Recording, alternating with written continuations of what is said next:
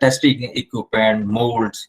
In fact, it is finalizing recently one of the standard on plastic molds, as a part of the revision of IS 10086. Then you have CED 4, for example. This deals with building lime and gypsum products, various gypsum boards as used as dry partitioning walls today, dry wall construction. We are we have completed, and the standard is being published very shortly. It will come out maybe in a month's time or so, on GFRG, glass fiber reinforced panels housing technology.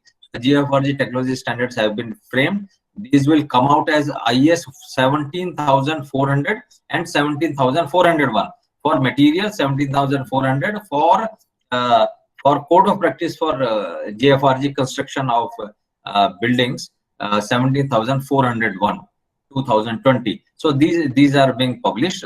Paver blocks comes under CED 5, various types, and particularly I draw your attention to CED 6, stones sectional committee.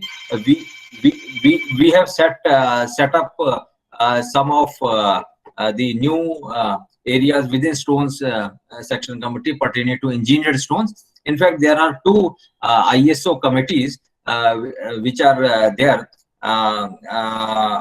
which are newly created at ISO, International Organization for Standardization, pertaining to stones and engineered stones. We are a participating member, and we are trying to create an international level standards on stones. So that's CED 6. IS 800 is brought by CED 7. Similarly, there are in builders hardware. This is also important, one of the committees. So you can see the builders hardware committee, CED 13. All the standards on building construction practices, all standards on masonry design 1905, bamboo design code, they all come under CED 13. And panic hardware we are formulating under CED 15. And there are a large number of this kind of committees. Construction project management, there is a separate committee, CED 29. We have a series of standards on construction project management. I'll briefly explain these standards. IS 15883 on time, cost, quality, health, safety, sustainability, procurement management, risk management, communication management, integration management, and finally, it is the entire set of 12 standards we have made.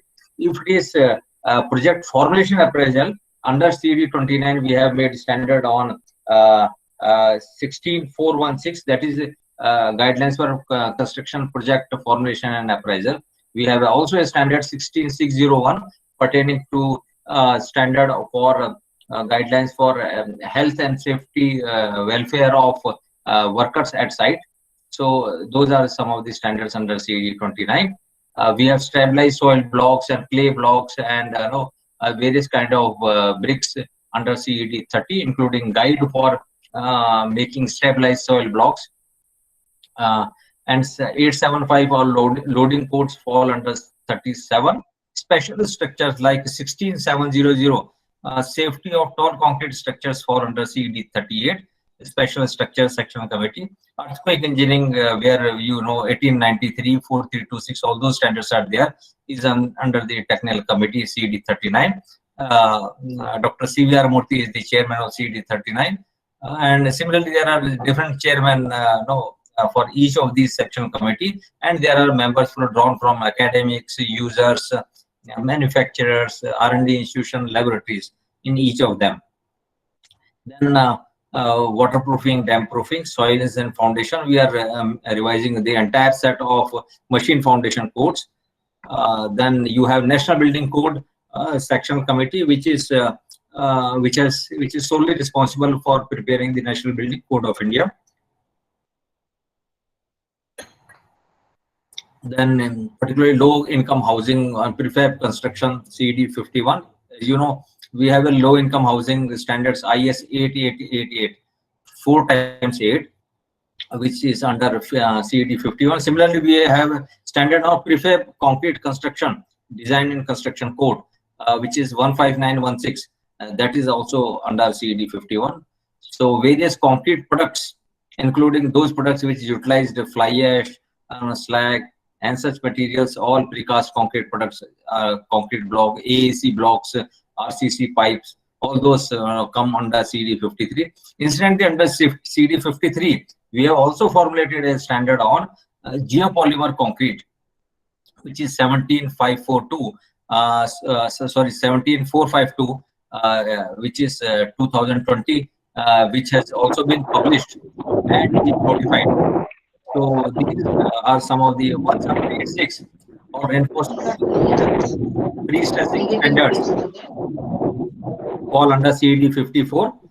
And some of you who may be interested in to understand the new areas like hill and engineering, retaining wall, landslide control, landslide hazard zonation mapping, they can refer to our CED 56. CED 57 deals with cyclone resistant structure section committee, comparatively new committee. We have already a standard, 3 standards formulated, including design and construction on cyclone shelters, then sustainability in built environment and smart cities. These broad perspective or spectrum I wanted to give you how various technical committees called sectional committees under Civil Engineering Division Council are working to bring out around 1,800 standards that are there in under civil engineering. So these standards may be in the form of product specification, which are amenable to ISI marking or BIS certification, codes of practice, good practices for design and construction, installation, demolition, laying, and so on and so forth. Then methods of test for compliance of the products, terminology standards, and some of the other standards, including handbooks. So this is the broad understanding of various standards. These standards, most of civil engineering standards are not adoption of ISO standards. These are indigenous standards. These standards, all these CED standards, for that matter, any Indian standards, are available for download free of cost, all indigenous standards from BIS website. And you can generate your own program of work under each of the divisions, trying to know which are the standards as on date, which are published, which are reaffirmed, or which are in different draft stages, so that you understand what is the status. At any time you can generate the entire program work of civil engineering or mechanical or electrotechnical and try to understand under which each of these sectional committee, what is the status of the standards which are published or in draft stage and which stages of the draft. So this is the link which is being given here. And then these standards, particularly on products, almost 40% of the standards formulated are on products. These products are amenable for BIS certification. Some broad 13 categories I have tried to list here, and these form some 11,700 licenses of BIS standard mark called ISI mark, which have already been granted in these all product categories. And these, out of the 15 division, only civil divisions certification, that is 11,700 licenses, amounts to 32% of the total licenses granted by BIS. So that shows that quality consciousness is much more in construction sector, and industry is opting for BIS certification. So that's a good sign, and this is improving with day by day. Now coming to the fly ash and slag utilization in construction activity. Now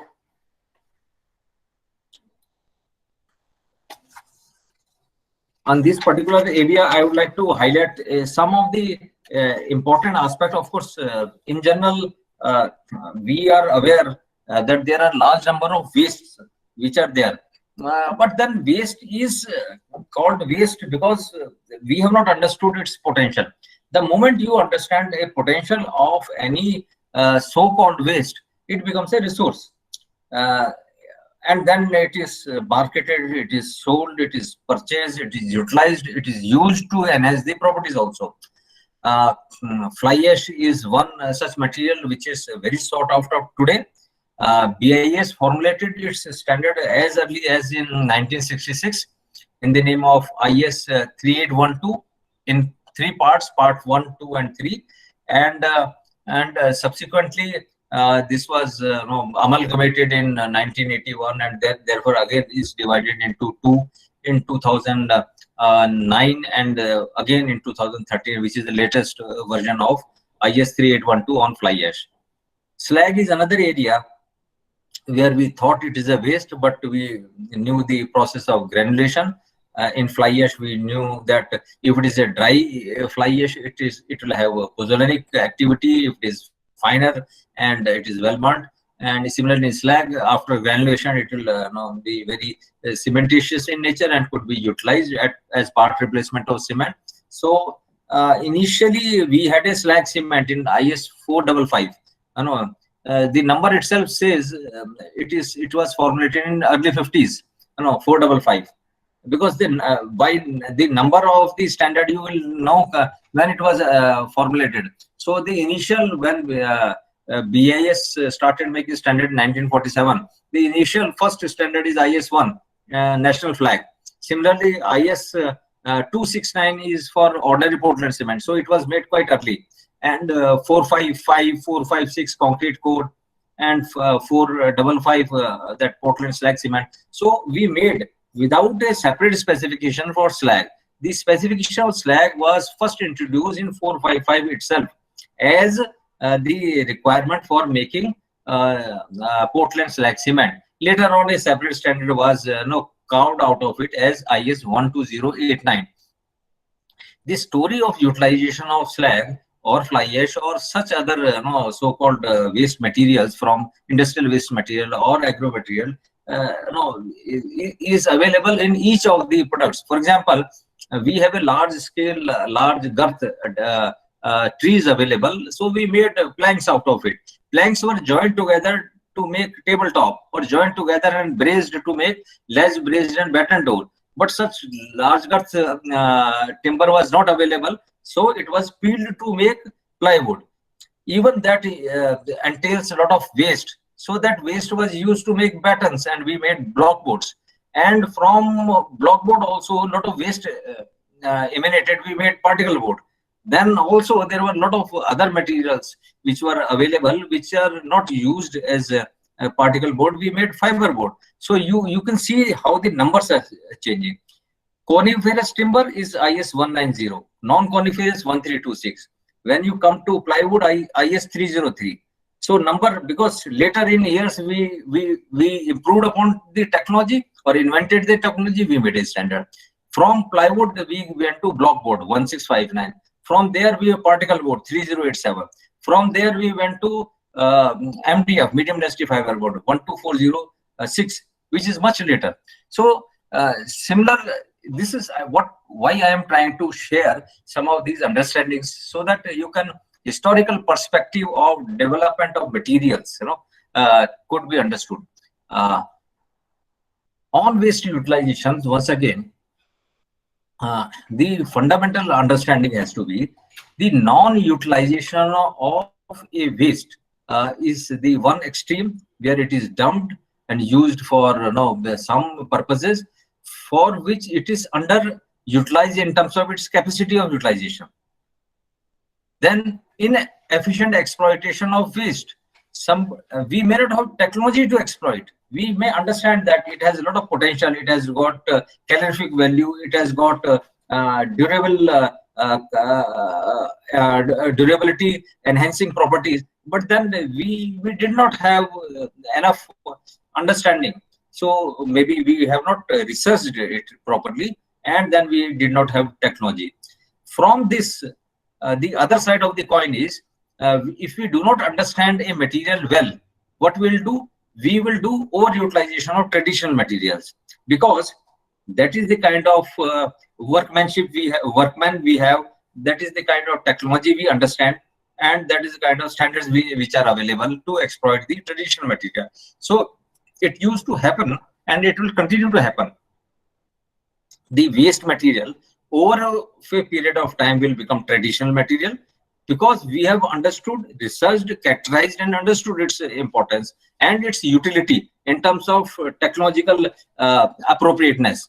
It will over a period of time. For example, it was a timber construction, timber and mud construction. If you go to 1920, 30 or 40s, if you see very old house, so the conventional construction was timber and mud construction, and non-conventional one was concrete construction.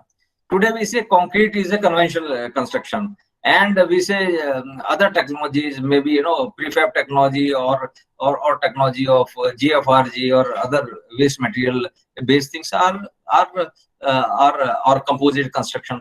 These are non-traditional constructions. So this is how it is based on our understanding that a waste becomes a resource, or a non-conventional technology slowly overpowers an old technology and becomes a new conventional technology or another competing technology. So this is how. So if we are able to do, it will result in resource optimization. We can use right or appropriate material out of these competing materials and competing technology, and it will do a better optimized utilization of our resources. At the same time, it will take care of the environmental concern. If we have more options for use of materials, we can use, if we have CNT waste aggregates, why then exploit the natural aggregates from our resources? Or if we have geopolymer concrete or alkali activated concrete, then we need not go for too much use of cement, which is based on exploitation of limestone reserves and then causing environmental concerns. So this is how we have to understand. So waste as a potential material, we call it no longer a waste. So the waste doesn't become a waste, remain a waste over a period of time, based on our understanding of the characterization of material and development of technology for utilization of the same. Waste for property enhancement. Next thing is, it becomes a potential material. But the next stage is not only it is a potential material, but it has got certain virtues which other conventional materials being used hitherto are much more in terms of finish, in terms of speed of work, in terms of enhancement of properties, durability, and therefore this is the next stage of development. Application with advantage in special situation. If material may not be at par with a conventional material of today, but then in special situation, it may have an edge over other materials. So this is what we have to understand. So utilize, if it is a reactive aggregates to be taken care of, you utilize more than 25% of fly ash as part replacement of cement, or more than 50% of slag as part replacement of cement. Then waste as a tool for economizing. The ultimately, most economical solution is the solution which is going to be retained in future. So therefore, this is another important aspect. If we can really utilize the waste processing or waste utilization for economizing the entire construction activity. So what really happened, if you get a waste, what is required is R&D, followed by field trials, followed by development of standards, adoption of these standards in practice, certification of such products, and improve upon such products and standards based on feedback. This is a story of so many materials. Some of the examples I have given, whether it is from timber or bamboo or gypsum or phosphogypsum or fly ash or slag. So this is how we understand. The first area today that we are going to discuss is fuel ash. Now, in our parlance, we say pulverized fuel ash to make it technically correct nomenclature, so that the professionals, the architects, the engineers, they understand and they talk in a professional language. So pulverized fuel ash, which is the correct terminology as per IS 3812, could be either fly ash, which is a ash extracted from the flue gases by any suitable processes, such as by cyclone separator or ESP. Bottom ash is the one which is collected from the bottom of the boilers by any suitable process. It is generally in the form of clinkers, which are ground or broken to smaller sizes to facilitate their extraction. Then there is a pond ash. If the fly ash or bottom ash, they are as it is or in a mixed form, they are conveyed in a form of a slurry and deposited in a pond, and then it is called pond ash. If it is transported in dry form, and it is called mound ash. So essentially, we should use the terminology pulverized fuel ash as per IS 3812, and some of the pulverized fuel ash would be fly ash, some bottom ash, some pond ash, and some would be the mound ash. Now, each of the Indian fly ash is largely siliceous, and the standard defines that the siliceous fly ash is one which have reactive calcium oxide less than 10%, and calcareous is one which has more than 10%. Now, these fly ash are complex material consisting of heterogeneous combination of amorphous, that is glassy, and crystalline phase. A large fraction of fly ash consists of glassy spheres of two types, which are cenosphere, solid or hollow, and the balance fraction is made up of a variety of crystalline phases. So this is the composition of the fly ash. Essentially, what we want in fly ash is that it can be used as an admixture or as a pozzolanic material. If it is to be used as a pozzolanic material, it reacts with the calcium hydroxide released by in cement reaction and hydration of cement, and makes more of cement. So that is a pozzolanic. This pozzolanic fly ash is covered in IS 3812 part 1, and the other is non-pozzolanic, which helps as a use. So here it is as a cementitious material. Fly ash, which is a dry fly ash, which is in fine form, which is reactive, which reacts to make more of cementitious material in terms of calcium silicate hydrate gel, is the one which is called pozzolana or pozzolanic reactor. Pozzolana is a material which itself is not cementitious, but in the presence of water and calcium hydroxide, it reacts and becomes cementitious. So part 1 of 3812 has a quality of reactivity and making more of cementitious content. So it is used for part replacement of cement in concrete. Similarly, part 2 is also a pulverized fuel ash, but it can be a fly ash or mound ash or pond ash, but then or bottom ash. But this is here we do not look for the reactivity.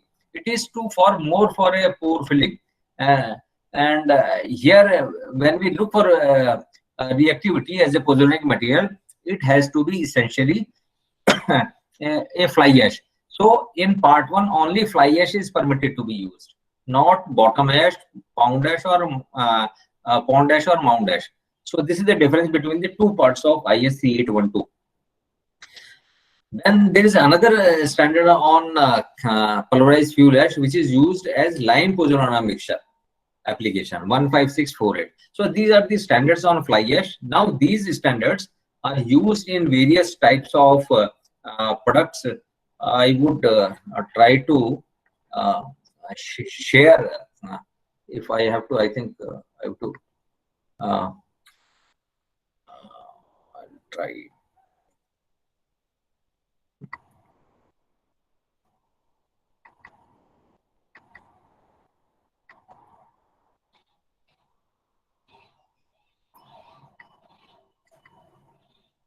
Just bear with me. I'll try to share my.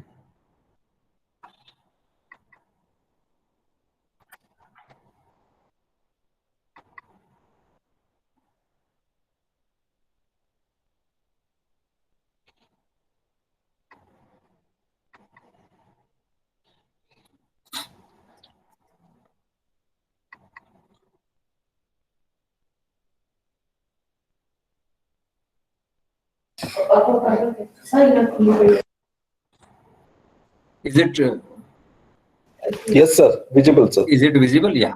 So these are a brief detail of, I think, yes. So these are highlights of the provisions, brief provisions on some of the important Indian standards for utilization of fly ash in cement, concrete, and cement matrix products. Why we call cement matrix products, not concrete products? Because some are asbestos cement products, some are fiber, other non-asbestos fiber cement products, and some are, of course, concrete products. So in general, the generic terminology is cement matrix products, and some of the other products which are used here. So just to glance through, you can see that we have this pulverized fuel ash, which is, I have already explained, IS 3812 part 1 and part 2. This gives, as I explained, the terminology, the definition of fly ash, their understanding, various requirements. The another standard I explained to you is 15948. This is for lime pozzolana mixture. So these are some of the second category is of cement. Portland pozzolana cement is the one which permits use of, or which is defined as a PPC, fly ash based, only if it has a fly ash of 15 to 35% by mass of PPC. So this is the cement where majority of the fly ash is utilized. Today, large proportion of our cement is blended cement to the tune of around 70% fly ash and slag cement. So that is kind of no acceptance. These which were considered as waste have today. So but the quality of fly ash used for manufacture of PPC as per 1489 part 1 has to be in compliance with IS 3812 part 1. And then the fineness requirement has to be 320 square meter per kg. But one can use lesser fineness, means more of coarser material to the tune of 250 square meter. But you cannot use more than 250 square meter per kg coarser than this fly ash. This can be used only in case it is a cement manufactured by intergrinding process, where we'll expect it to be ground finer, and then it will be used for proper pozzolanic reactions that is expected in case of PPC. Another is PPC calcined clay base, where the major material is calcined clay as per the relevant standard 1344, but then fly ash is also permitted to be used. So this is PPC, which is calcined clay base.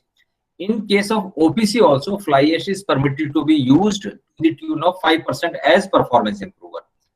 In masonry cement 3466, there is no limit on utilization of fly ash. We have a new standard formulated in 2015 on composite cement, which permits use of fly ash up to 35% in cement manufacturing, along with the use of granulated slag. So that's why it is called composite cement 16415. Now on 383, the fly ash is permitted to be used as bottom ash, as fine aggregate in lean concrete. The another standard on aggregate is 9142 part 1 2018, where this is on lightweight concrete aggregates. It permits use of foamed blast furnace aggregate, bloated clay aggregate, cinder aggregate. So this is one area where we can have a lightweight aggregate. But we have recently in 2018 prepared another part 2 of 9142. This standard is on sintered fly ash aggregate. So already a plant has come. Incidentally, you will be glad to know that in Rajasthan, one firm has already taken ISI mark against IS 383 2016. So aggregate which is certified by BIS is now available, and there are more applicants who have come. So it's a new development which is not very much expected, because the material is such it is cannot be packed, and 9142 so easily. And 9142, which is a centered fly ash aggregate, we have prepared in 2018. This is a new standard prepared as part 2 of 9142 lightweight aggregate. Already plants have come up or are coming up by NTPC. One plant in Odisha by IMFA had already come up, and they have already got our BIS license for this new product. So 9142 part 2. This is centered fly ash aggregate. So it is already available in certified form. Then on concrete, fly ash is permitted to be used in 456. There is no limit which it gives, but up to 35% of fly ash is to be counted as part of cementitious content as per table 5 of IS 456. That is against various environmental exposure condition. The minimum cement content, maximum free water cement ratio, minimum grade of concrete has been specified in table 5 of IS 456, where the fly ash added as part replacement of cement in concrete, part replacement of OPC in concrete is counted as for meeting the requirement of minimum cement content, and this can be counted up to 35%. That is the maximum limit which is permitted in 1489. So this is how it is to be understood. The same thing applies in 4926 or ready mix concrete also, and 1343, because for raw materials 4926 RMC or pre-stressed concrete refer to 456 itself. Similarly, on prefabricated concrete construction also there are a couple of standards. They also again refer to 456. Therefore, in all these construction, you can use fly ash in a well-designed concrete. There is no limit prescribed, but it can be counted as part of cementitious content only up to 35%. Then I hope you are aware there is an amendment number 5 issued to IS 456/2000. Please download from BIS website. Because these blended cements, when used or use of fly ash slag when made in concrete, it affects the setting time. The process may be delayed, and some claim it to be higher, but then at par. So therefore, what we have made, we have included in 456 through this amendment number 5 a table of minimum period before striking formwork. This is the period already which is given for OPC based concrete, which is 24 hours for vertical formwork to columns, then soffits 3 days with the replacement of props, soffits to slabs, soffits to beam 7 days, and then props to slabs, 4.5 meter spanning slabs 7 days, more than 4.5 14 days, and then props to beams and arches spanning up to 6 meter 14 days, and spanning over 6 meters 21 days. And then we had said in 456, in case of use of blended cement or use of fly ash or slag in as part replacement of OPC in concrete by direct addition, these timing shall be suitably modified. Now this enhancement of time was not given. Through this amendment, we have given as to what will be the enhanced time. In place of 3 days, it is 7 days. In place of 7, it is 10 days. In place of 7 and 14 days, it is 10 to 14 days for different spans. Similarly, like this. Now, at 14, 28 days, no enhancement in time has been given, because by the time these also gain requisite strength. But somebody, if he claims that even with the use of fly ash or slag, one can achieve the same strength as with OPC. So based on gain of strength also, one can use this particular column of OPC for striking or removal of formwork in case the 3 days strength achieved is 45% of the specified strength. In 7 days, if it concrete achieves 60% of the specified strength, and in 14 days 85% of the specified strength. So in place of these, one can use this particular column for removal of formwork. So please see this also. Another is for mass concrete also polyzones are permitted as per IS 457. Similarly, there is another standard on grout. On there also for water resources purposes in river valley projects, there also fly ash is permitted. Fly ash is permitted to be used in design of grout curtains in earth and rockfill dams. It is also permitted in case of masonry and concrete gravity dams. In case of precast concrete products, broadly there are four types of products, which are 2185, part 1, part 2, part 3, and there is another part 4. Hollow and solid core concrete blocks. Then part 2 is lightweight concrete block, where lightweight sintered aggregate 914P is to be used. 2185 part 3 autoclave aerated concrete block, where by autoclaving that generation of foam, it is cellular structure is achieved. Then part 4 is where foam is added from outside, foam cellular concrete blocks.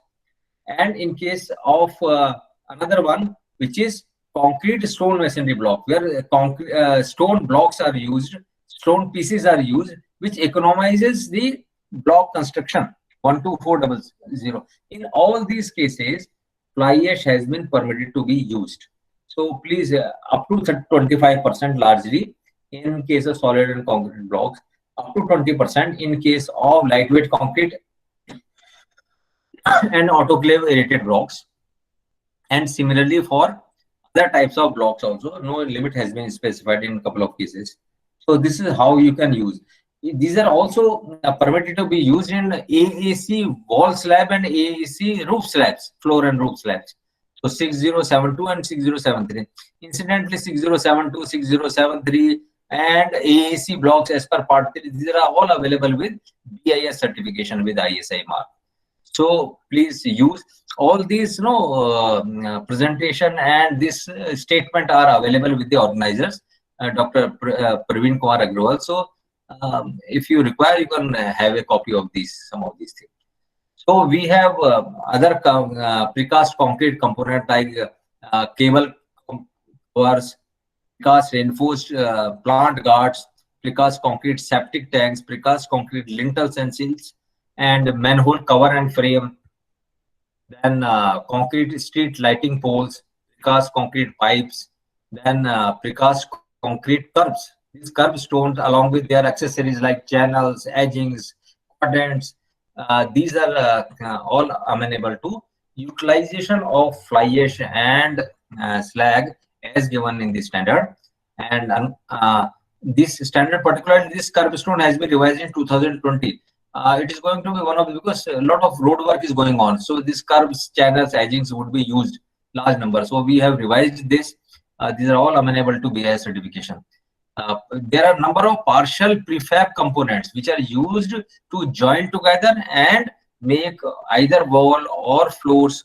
And this prefab components, the use of fly ash or PPC has been permitted.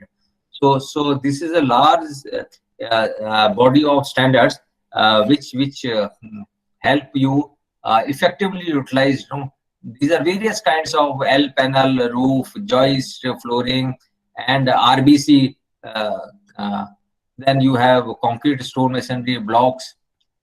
So these are various kind of partial prefab components used for prefabricated construction. Then in case of pile foundation, also use of PPC is permitted. So these are a series of standards over here. It gels very well with asbestos fibers. Up to 40% of fly ash is permitted to be used in mix in case of asbestos cement products, and therefore it is a good place where this can be utilized. But then asbestos based products are slowly being AC pressure pipe, you can see 40% by mass to replace OPC is not mix, it is OPC is permitted to be used. So but then asbestos based products are progressively their utilization is reducing. So there are other set of, these are all asbestos based products where used. There are a couple of standards 14862 and 14871 on non-asbestos based fiber cement flat sheets and long corrugated sheets and their fittings. So there also use of fly ash or PPC is permitted. So this is how you can effectively use. Similarly, on there are in case of bricks, this is a fly ash lime bricks, fly ash clay bricks, centered that fly ash cement bricks. So 13757 is burnt clay fly ash bricks, where use of fly ash has been permitted. In various codes of practice which are also listed here, it gives as to how the fly ash has to be made use of. So there is a guiding standards also which are guidelines. So apart from fly ash clay bricks, which is IS 13757, there is another one fly ash lime bricks, which is IS 12894, which also permits use of fly ash. Then there is a calcium silicate bricks 4139. This is the third type. The fourth type is fly ash cement bricks, which is 16720, which permits that the bricks shall have fly ash content not less than 35%. So it is a major area, and I think we should promote use of fly ash bricks in accordance with fly ash cement bricks in accordance with IS 16720.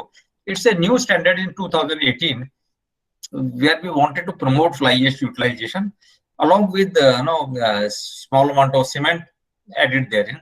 So minimum 35% of that brick component has to be fly ash to be called as fly ash cement bricks. So already we have already license granted for this type of brick. We have fly ash lime bricks also. There are licenses issued by BIS.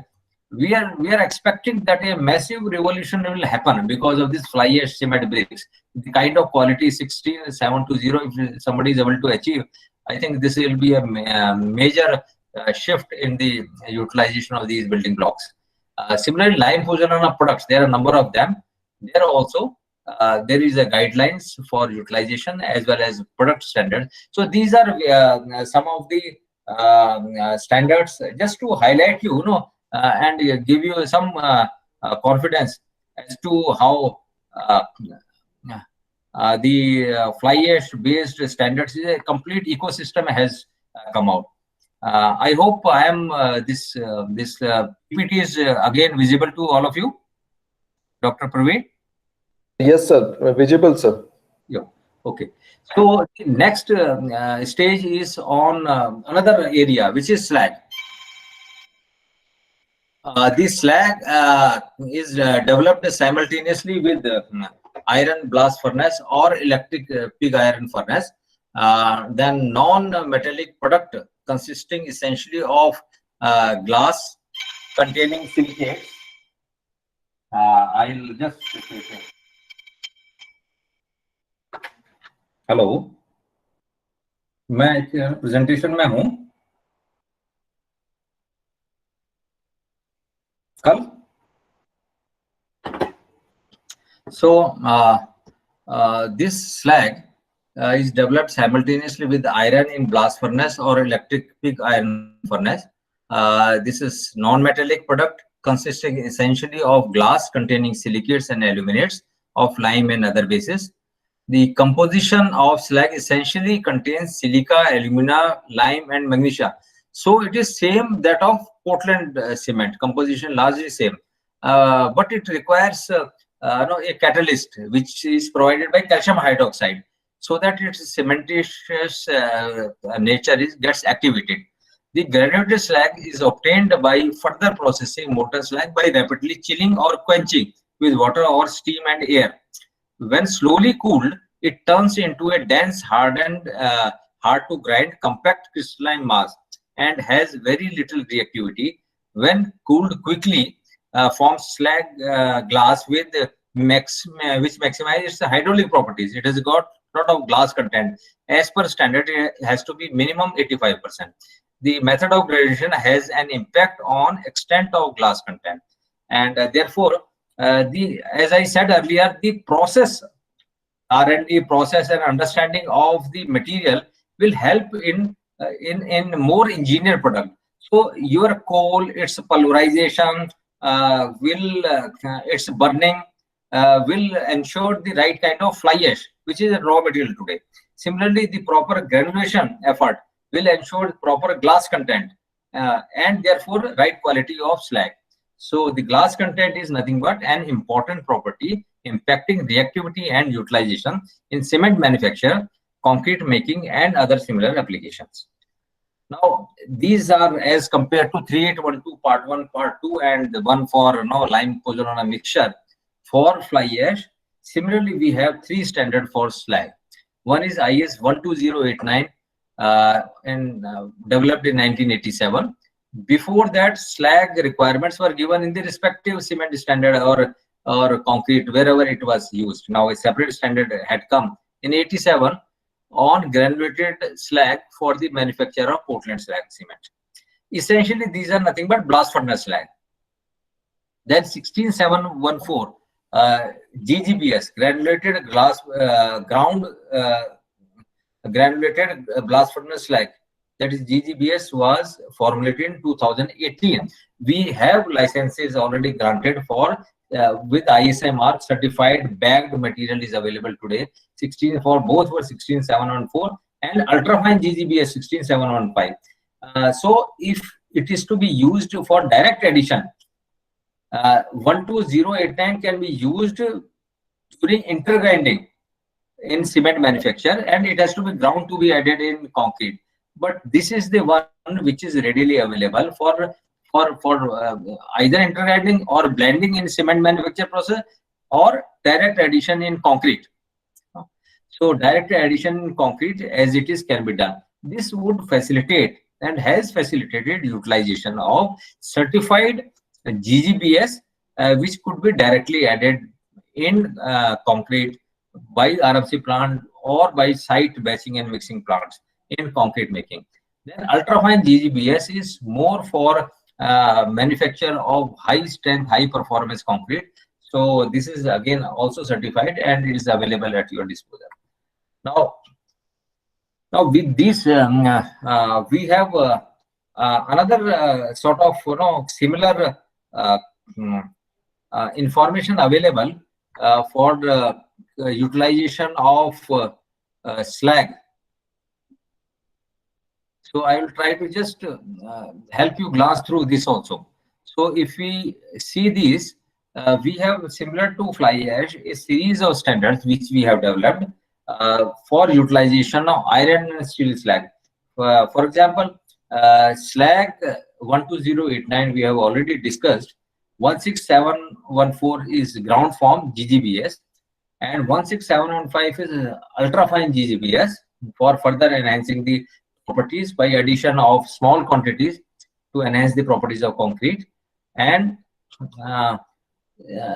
in case of cement, up to 5% iron and steel slag are permitted for addition in IS 269 OPC. There are largely we are talking about iron slag, but steel slag is also permitted. Other type of slag like copper slag and lead zinc slag is also permitted in OPC.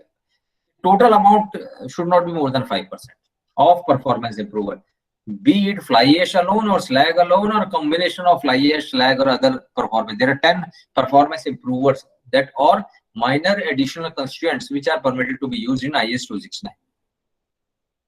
Then IS 3455, there is no limit for addition of slag as long as it meets the requirement of IS 3466 masonry cement. Portland slag cement is the one where you can use slag from 25 to 70%, and this slag quality has to be as per either if it is intergrinding 12089 or if it is intergrinding or by blending process 16714. So these quality of slag for which we have raw material standards already available as we discussed, it can be used from 25 to 70% of the cement, and then that kind of cement is called IS 455 Portland slag cement. If you use beyond 70%, the same cement is called super sulfated cement. These kind of cement is very effective in case of mitigating the problem because of the chlorides and alkalis in soil. Another one is composite cement, which permits, apart from a maximum of 35% of fly ash, a maximum of 50% in combination with fly ash. That's why it is called composite cement, 16415. Then as aggregate 383 we discussed, iron and steel slags are also used or allowed to be used as aggregates. I'll explain you later. Then blast furnace 9142 part 1 also permits blast furnace slag aggregates as artificial lightweight aggregates for masonry units. Then concrete we have already discussed in case of fly ash. The similar provisions are there for slag also. So for all those applications where fly ash is permitted to be used as part replacement of cement, slag is also permitted to be used as part replacement of cement. And particularly in case of reactive aggregates, where the aggregates are induce alkali aggregate reaction, in such situation, this alkali aggregate reaction can be mitigated by use of either more than 25% of fly ash replacing the OPC, or use of more than 50% of slag for replacement of this is 25%, not 20% through an amendment, 50% of slag as part replacement of cement. Then this is mitigated.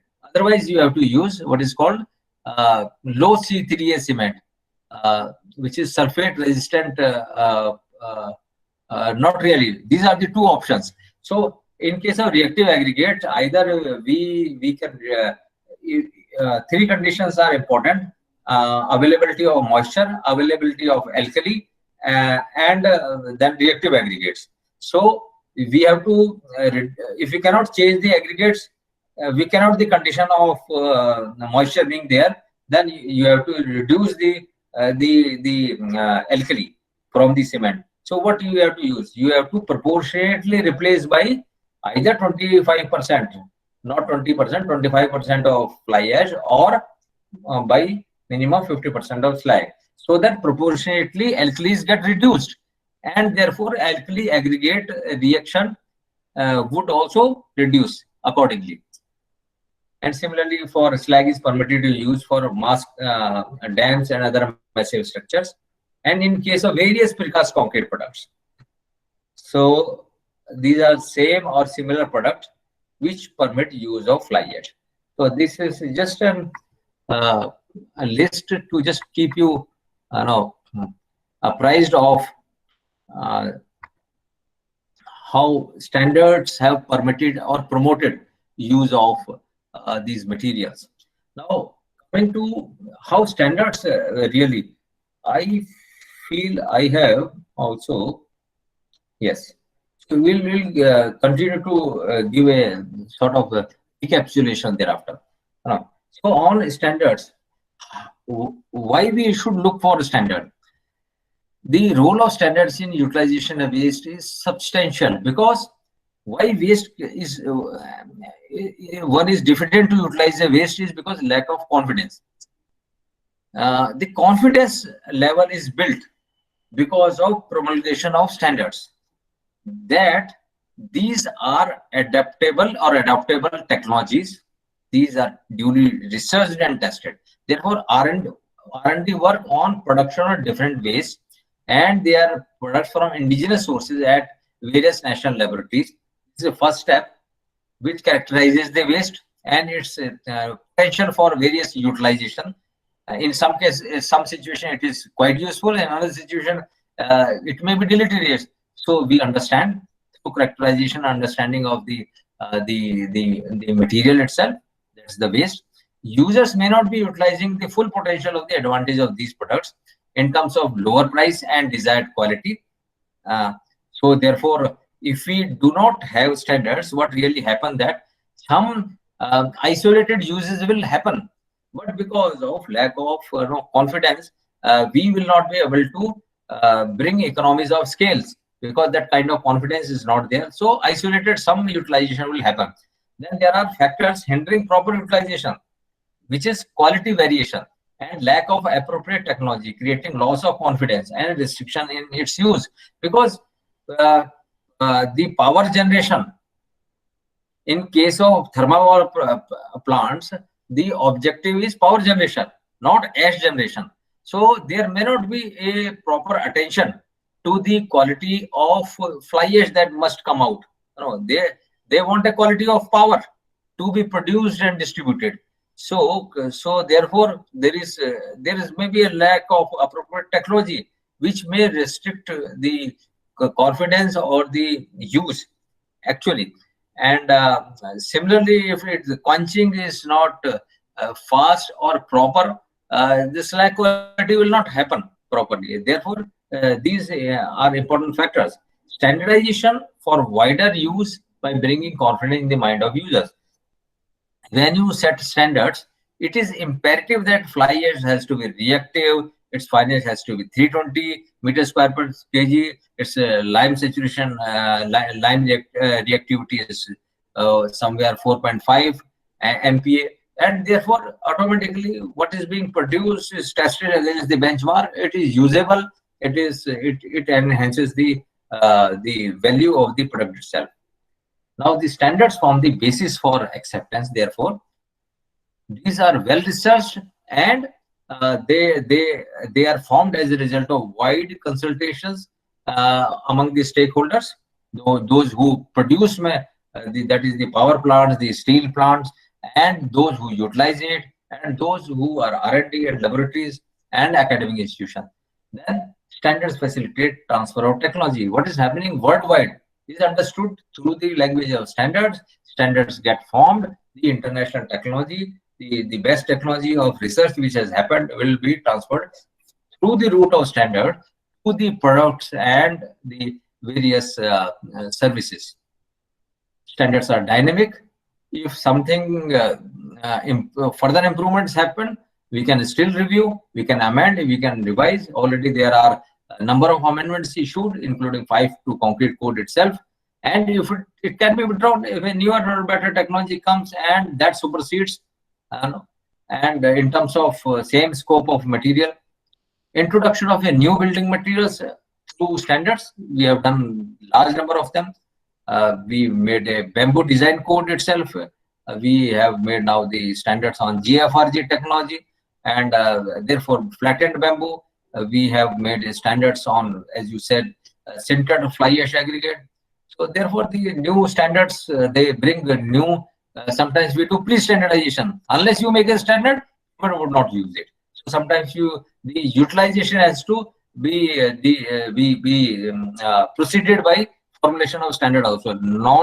Normally, after stabilization of utilization or good experience, we make standard, but the other way also sometimes happen. Techno-legal regime it provides. Somebody have a contract, somebody can have a financing based on compliance to the requirement of standard.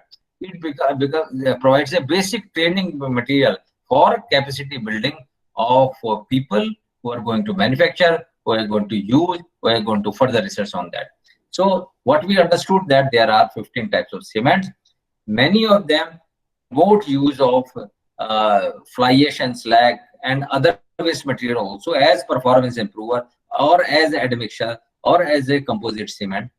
There are aggregates 383 which has been revised in 2016 to allow use of materials other than natural sources. So you have copper slag for coarse aggregate, you have iron slag, steel slag, recycled concrete aggregate from construction and demolition waste, which can be RCA, recycled concrete aggregate, or recycled aggregate, that is RA. So both are over there. So this is recycled aggregate, this is recycled concrete aggregate, RCA and RA. These are permitted to be used as coarse aggregate for part replacement of 50% plain aggregate, 25% of RC and 100% in lean concrete in case of iron slag aggregate. Similarly for steel, for RCA, for RA, C&D waste aggregate. Similarly, for fine aggregate, we have permitted use of iron slag, which is blast furnace slag, steel slag, copper slag, and recycled concrete, fine aggregate, and bottom ash. So bottom ash is permitted to use for up to 25% of lean concrete. Similarly, for copper slag is quite heavy, so little bit it is permitted to be used. 40% in plain, 35% in RCC, 50% in lean concrete. Because its density is higher, it may result in more of dead weight. So there has to be a limitation.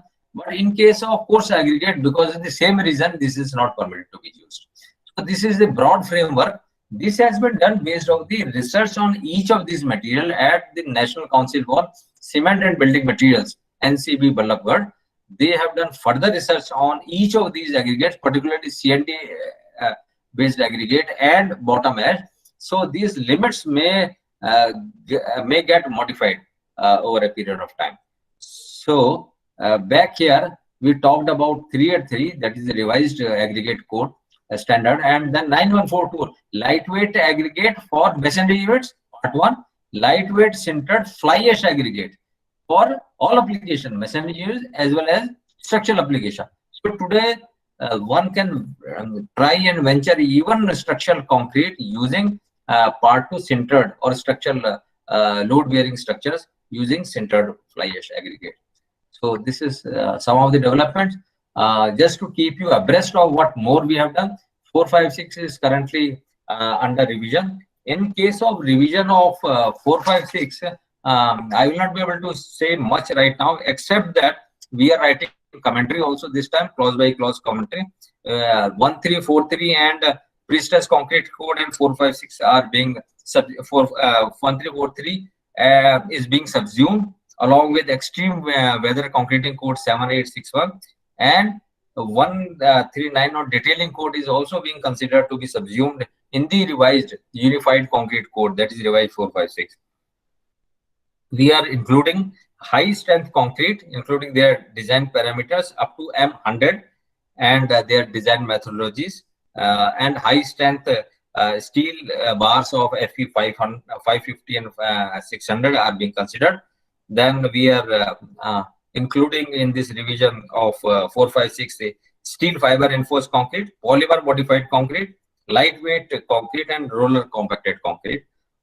In the introduction, in this revision, there will be introduction of new limit states or limit states of safety, serviceability. Safety will include resistance being more than demand.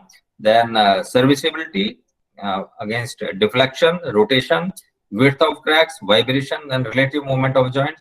Limit state of durability, including deterioration in concrete and design service life.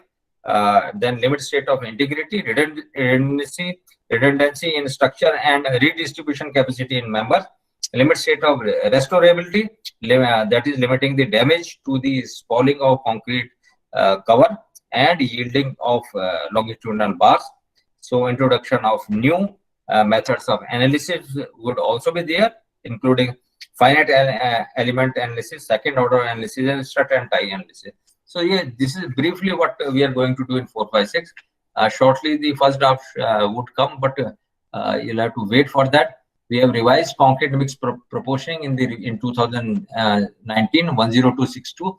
In the revision, we have included high strength concrete, self-compacting concrete, and mass concrete also, along with solid examples of use of for such concretes, or design mix of such concretes, including with the use of admixtures, fly ash, slag, and chemical admixture.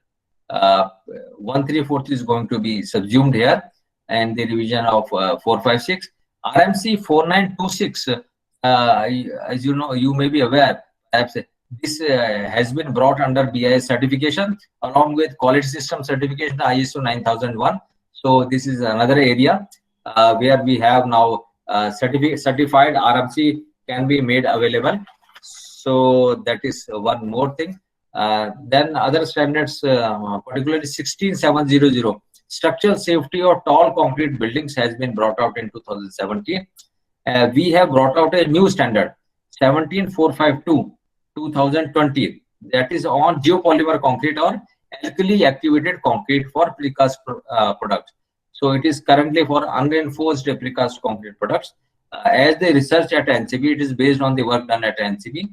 As the more work is going on at NCB, we will explore more avenues of use of this cementless concrete. 17452 right now is not available for download from BIS website. Maybe in the next 2 weeks time it should be available. It is being notified right now. So that is, and these, as I discussed, asbestos based products are all there. These permit use of fly ash. We talked about non-asbestos based products also. These also permit use of fly ash. IS 1199, which was of 1959, has been revised. In this revision of this particular standard, it has been broken into a number of parts and sections. So just to keep you abreast that, please keep on looking from BIS website, download the current part and section, and as they are published, when they are published, all of them are published, we will withdraw IS 1199. So sampling of fresh concrete, for example, was nothing but clause 3 of 1199 erstwhile. Consistency was nothing but clause 5 of 1199. Similarly, these were clause 7, clause 4, and new standard part 6. Test on fly ash self-compacting concrete. It was there. Then once all these, for example, determination of setting time for concrete by penetration resistance.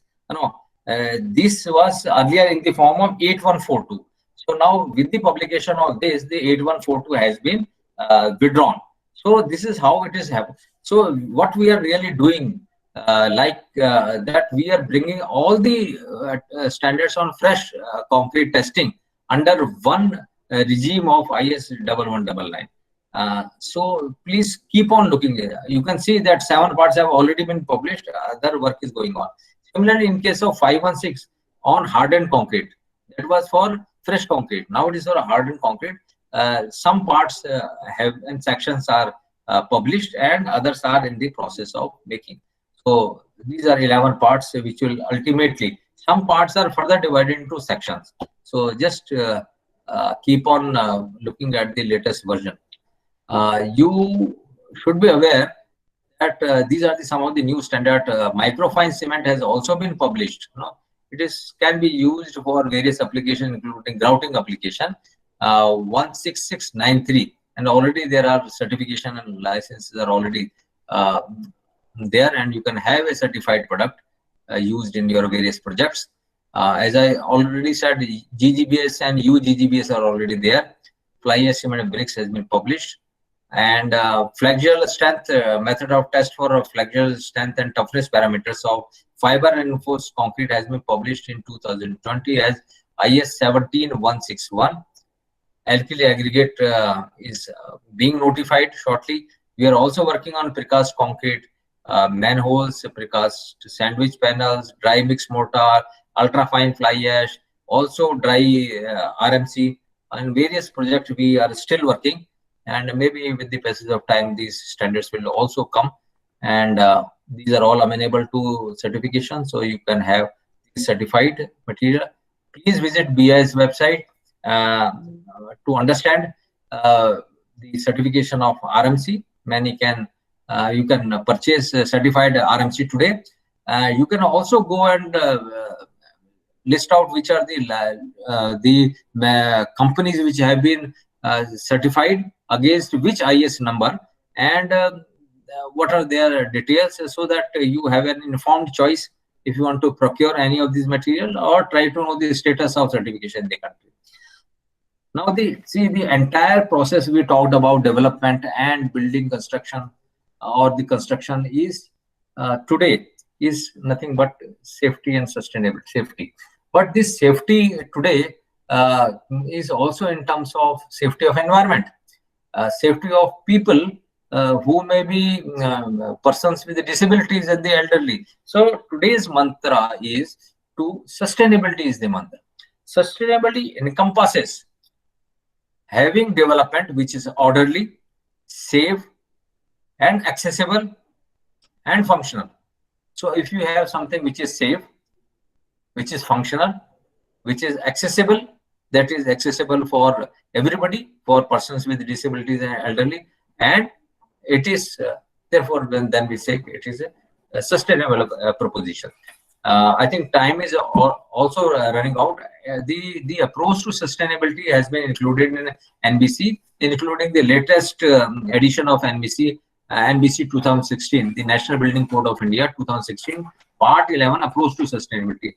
It talks about sustainability feature in external development outside, when you site, how you would manage that the existing form, the existing environment, ecology is not disturbed. When you come out with projects, whether the trees, which flora and fauna which were there, are the birds still coming to the place? Are the ponds which were there prior to development, those ponds are there? Have you not disturbed the entire drainage areas by flattening it, and which may lead to floods in future? And therefore, the entire external development, are the pavements pervious? Have you left for a softscape also? Is the mass rapid transportation system in place, where you avoid too many of personalized vehicle coming over there, and walkable is a pleasure, it is accessible, person with disability feels no absolutely problem in in negotiating the ramps, negotiating the footpaths, can the wheelchair bound move around? These are all development, external.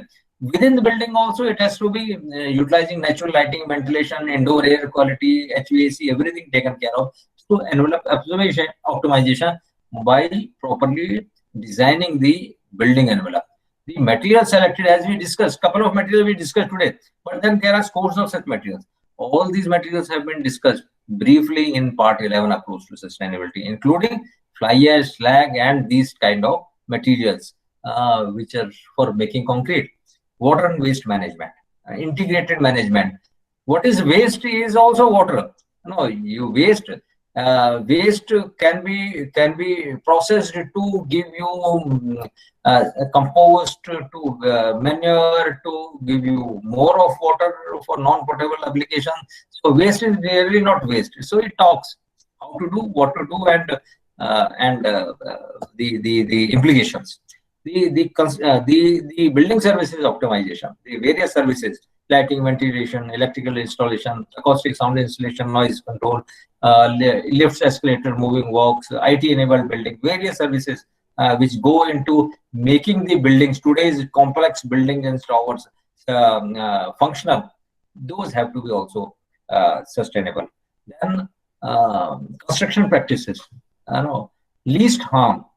And today's mantra is not actually creating a situation of least adverse impact to the environment when you do development projects or a construction project, but positive environmental effect. When the project was taken up, there were 1,000 trees. When the project has completed, there are 10,000 trees. So you can change. The desertification has stopped after construction. So construction should not be seen as an ill, but as a source of bringing sustainability. And we must think from that point of view. And when the building is done and is commissioned, we really must be able to track the performance, its operation, maintain the building.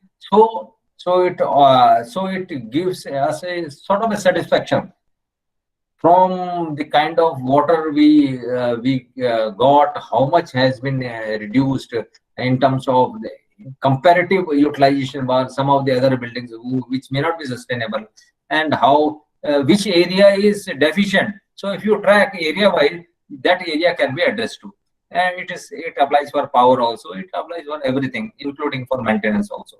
So this is briefly, if you see, there is not much time available, but this is the overview of approach to sustainability, and the NBC is available. So The beauty is that NBC is available as a comprehensive volume 1 and 2, everything given, all parts and section, all 33 chapters under it. Group 1 is for planning people, for architects, for those involved in development work, for fire safety, whatever all is required for good planning. Group 2 is for structural design. 3 is for construction management, time management, cost management, quality management, safety aspect, everything, resource, human resource management, procurement management, integration management, good safety codes, good practices, and then safe construction practices covered here. All services, engineering services are covered, all plumbing services are covered. But each case of these, one thing is important. In each case, chapter of sustainability is given. When you plan for sustainability. When you design for sustainability. When you execute for sustainability. Your all building services should promote sustainability. All plumbing services should promote sustainability. One more thing is there in each of these group.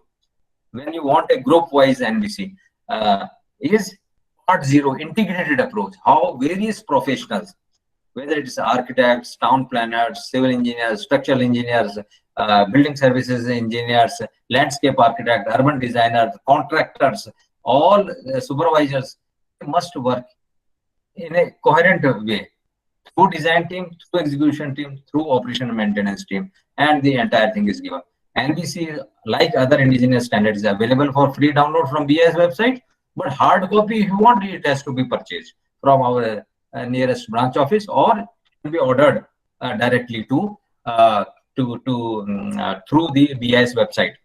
But anyway, please download these indigenous Indian standards in civil engineering and make a copious use and reference in all works, projects, academics that we have been doing.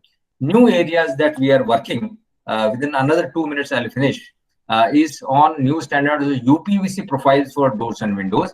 Standard is being made.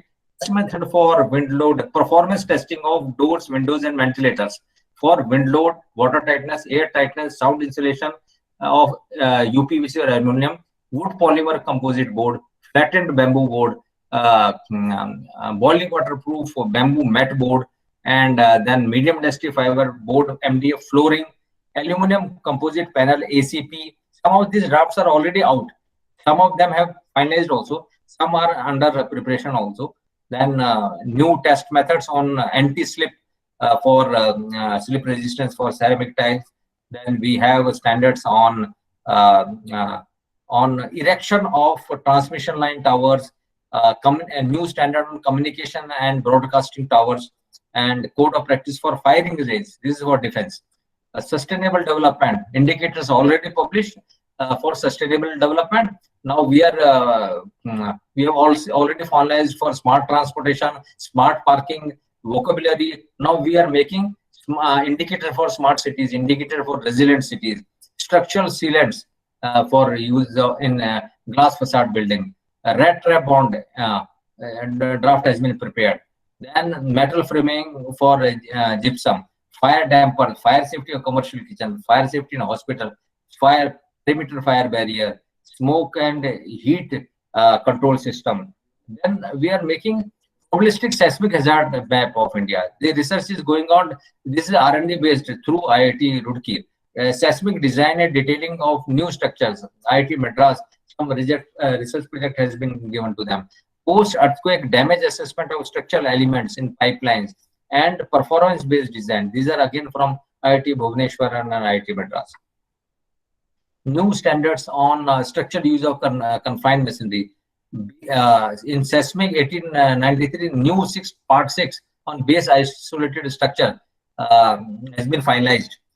New standard ultra fine fly dry mix mortar, dry RMC are being developed, and we are making standards on water efficient plumbing products, stainless steel water tanks, beta outflow wall, and there are a number of other standards which are also in making. So the list is very large, but somehow the prominent one is biodigester. So this is based on DRDO technology that we are making a standard. Prefabricated septic tank, both for plastic, of course, concrete we already have. Concrete we are making manhole, of course.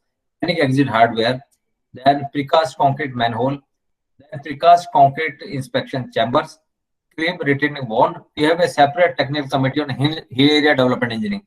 Those from the hill state must go through these standards on CED 56. Landslide hazard zonation mapping, map preparation, then retaining wall, landslide control, siting and design and selection material for hill areas, all those things. Another is facade for cyclone resistant structures and load due to wind-borne debris. This work is going on in these two areas also. So these are some of the new developments. Please use this link or directly go to BIS website, download standards, make use of them. Standards are also available for your development of a program of, as I explained to you, you can develop your own program or in civil engineering. Drafts under wide circulation are available at BIS website to enable you to download those draft standard and give your comments if you want, if you have that understanding or expertise in that particular subject. So please keep visiting BIS website, download the standards as well as draft standard, give your inputs and get associated with BIS in the this arduous journey, but not with lot of pleasure in development of standards in the field of civil engineering. With that, I thank you so much for your patient hearing. Thank you. Thank you Pant साहब, बहुत ही आपने विस्तृत रूप से और बहुत ही विस्तृत topic को आपने बहुत ही ल्यूसिड रूप से बताया सभी को। बहुत ही आपने सारगर्भित सभी चीजों के बारे में समय समय पे ये भी बताया कि भाई इसमें इसके ऐसे समझें, क्योंकि कई बार कोड की भाषा नए लोगों को समझने में समय लगता है, पर जहां जहां एम्फेसिस दिया जाना था आपने बहुत ही, चूंकि आप खुद जुड़े हुए रहे हैं। पंत साहब शायद लगता है गलती से निकल गए हैं, कोई बात नहीं, वापस ज्वाइन कर लेंगे। तो मैं समझता हूं कि ये सेशन आप सब प्रतिभागियों के लिए बड़ा यूजफुल रहेगा। और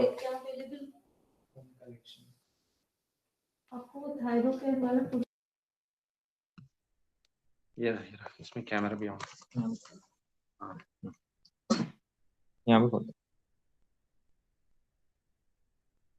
सो पंत साहब वापिस आ गए। अच्छा आप दूसरे नाम से आ गए, मैं ये लग रहा था कि शायद गलती से मोबाइल में आ गया हूँ। जी सर, जी सर, जी सर। सो प्रतिभागियों के कोई क्वेश्चन हो तो पूछ लीजिए। Participants if they want to ask any question.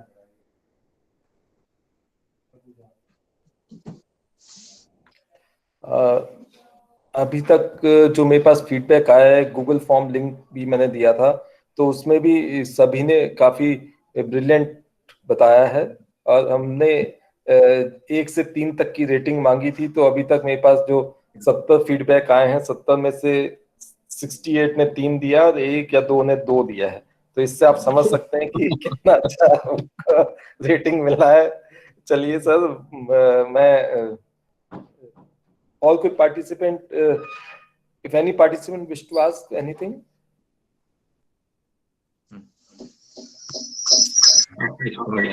पवन का क्वेश्चन है, पवन कुमावत पूछ रहे हैं, how we are using BIS for Flyash from the coal fired plant. So chat पे पंत साहब, chat पे इसने क्वेश्चन लिखा है,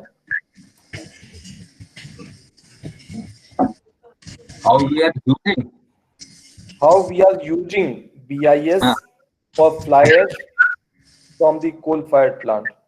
No, this is, I think, for power plants. This question pertains to power plants. So those in the power plants, see, there are various components of utilization of technology. One is that technology should be available, whether it is material or execution. Second is to be somebody who should be ready to produce that in right quality. So power plants, they sort of, you can say them as a byproduct, they manufacture fly ash, and one has to procure that fly ash.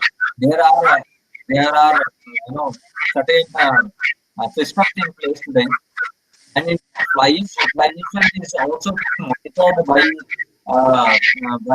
NITI Aayog and agencies, Ministry of Power also. There are systems also there. It's a monitoring. In fact, they want 100% Flyash utilization time to come. Already it has improved upon rest. I think the answer would be given by power plant, how they are able to manage this supply. In some cases, if the cement plant is nearby, there is a good demand.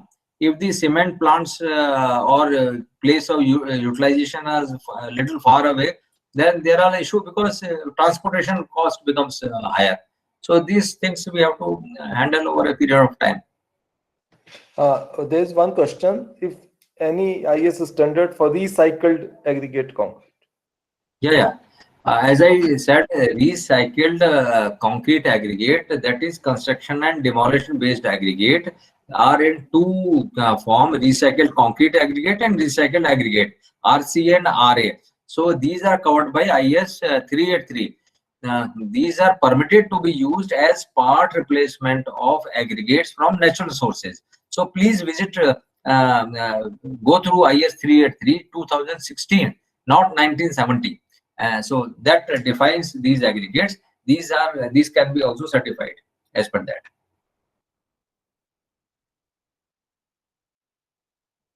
Yes, please. There is a question: is there any code for self-healing concrete? No, there is no such standard as of now. We can consider, but thing is that we need inputs from some research institution on the basic research. Some work seems to be have done. So if somebody is interested, we can now start working on those areas also. Already, I am also part of research advisory committee of National Council for Cement and Building Materials, and in that capacity, based on the discussions held so far, I can tell you more work is going on C&D based utilization, on use of high volume fly ash utilization, and some of these admixtures to other admixtures to concrete. So for structural, non-structural application, more work is also going on for geopolymer concrete, for high strength concrete. So all these are parallel. So based on the confidence that the technical committee, based on the research finding at NCV Vallabhgarh and inputs which may come from other institutions, the academic institution and other research institutions, we are going to modify these limits and standards. So I think if we get inputs, we can start working on these areas also. These are just discussion stages at the moment. One suggestion, participant has raised: sir, as asbestos has been banned, will it not be prudent to withdraw the relevant IS code with respect to asbestos products such as pipes, so as to further discourage use of asbestos products? No, see, the ban there is no ban right now. There may be a ban in mining of asbestos. There is no ban in use of asbestos, number one. Number two is BIS may not be the right forum to impose or otherwise a ban. If government of India at some point of time decides for a ban for further activities other than mining also, that BIS standards may not be as relevant at that point of time. For example, you will see, this has to be understood from the perspective that if there is a sensitivity associated with certain technology, sometimes you need standards all the more. For example, timber felling has been banned, does not mean that timber is not being used today. It is imported and used, or from by management of forestry, if you get some timber, it has to be judiciously used, it has to be well seasoned, it has to be treated, and therefore standards become all the more important. Similarly, if there are a problem, I think there are some 20 standards on safety in use of asbestos. for industrial activities, for users, for everybody. Therefore, till it is not banned, completely banned, standards are all the more important. So we are retaining those standards so that we provide adequate guidance how to safely utilize this product, or how to safely manufacture. And there is a protocol of safety in making asbestos-based products. There is one advantage that you can use up to 40% of fly ash also. Incidentally, it is lightweight. So keeping all these things into mind, the current situation of retaining standard to guide the current industry, which has not been banned so far. Is it possible to include other institutions for developments of standards? Yes, why not? So the BIS technical committees in different, you have to identify your area, the work done by you, the expertise that you have. So I would suggest what one should do. The various draft standards are available, and published standards are also available through BIS website. So please keep on giving your technical inputs in terms of clause by clause modification that you would like, and along with justification. There is always a pro forma on which a comment is to be given. So if somebody can give inputs on standards, on draft standards, the committee, our BIS technical committee, based on the quality of those inputs, technical inputs, and competence, or otherwise you can write your own views on certain areas where you have technical inputs. Why not? The committee would be more than happy to associate the right kind of experts that we have. So that's quite welcome. Is there IS codes for corrosion in concrete, sir? There is no separate code for corrosion and concrete, but there are there are provisions in the concrete code for from durability point of view. So durability essentially comes through prevention of corrosion of steel reinforcement bars by making the appropriate cover, the density of cover, the density of concrete itself. So there are utilizing minimum cement content, limiting the maximum free water cement ratio, specifying minimum concrete grade. So all those and having a proper surfaces and protection depending on the environmental exposure conditions. So if you see 456 with its latest amendment gives adequate measures for preventing excess of moisture to the steel reinforcement and the environments, which may be chlorides and sulfates or combination of chlorides and sulfates, how their impact has to be mitigated by use of appropriate type of cement, as well as the admixtures. So those areas. So this is what is called a passive type of effort, so that it really does not take place. You have a durable concrete.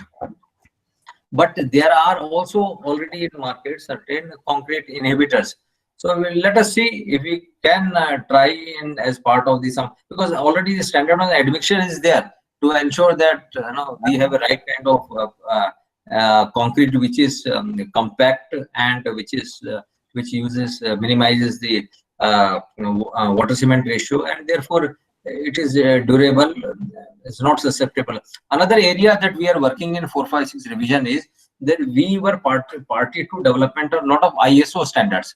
So in fact, some of the ISO draft standards were prepared. So India was the leader in development of draft standard at ISO level, ISO Technical Committee 71, ISO TC 71, where we developed the draft standards. And we, in the same activity, we participated in development of ISO 16204, that is durability service life design of concrete.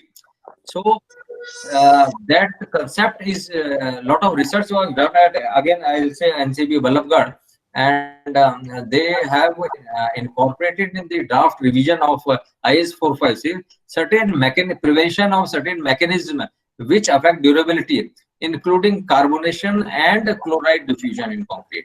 So that mathematical model is also coming there, and they, based on research, they have found our own Indian coefficients, which are not there, of course, in ISO standard.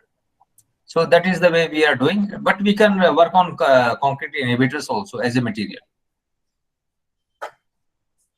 Sir, almost all queries have been answered in detail.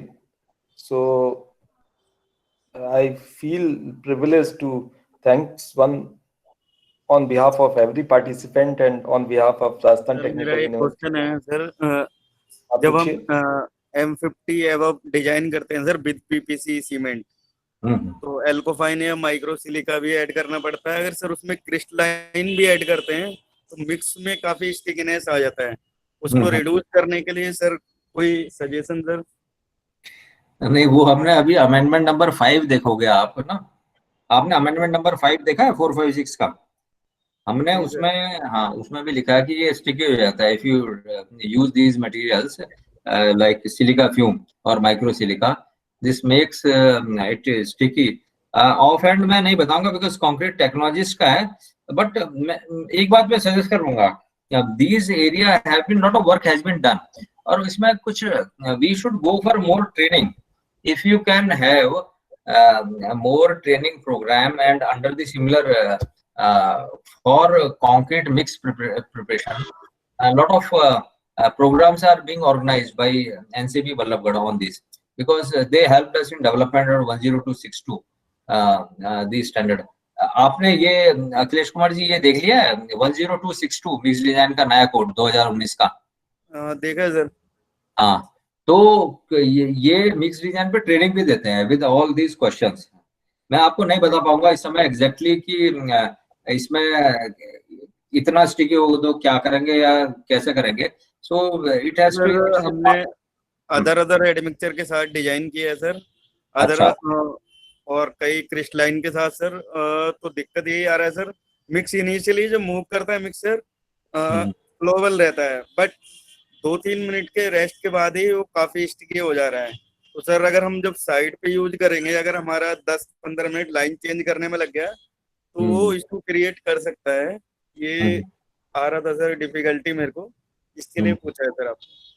हाँ, मैं वही बता रहा हूँ, इसके लिए तो आपको एनसीबी बल्लभगढ़ में कांटेक्ट करना पड़ेगा, क्योंकि ऐसा होता है। इसलिए हमने IS 456 के अमेंडमेंट नंबर 5 में लिख दिया था, बिकॉज जो आप कह रहे हैं ऐसा है, तो ultimately we have to take all the precautions.